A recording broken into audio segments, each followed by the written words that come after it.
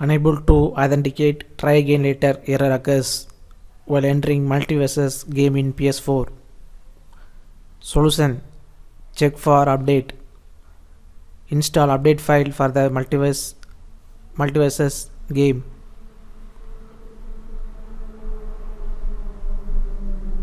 After installing the update, error will be fixed.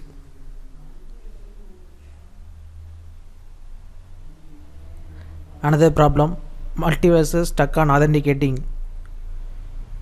If Multiversus stuck on authenticating, then solution is go to settings, date and time settings, set correct date and time manually or using internet.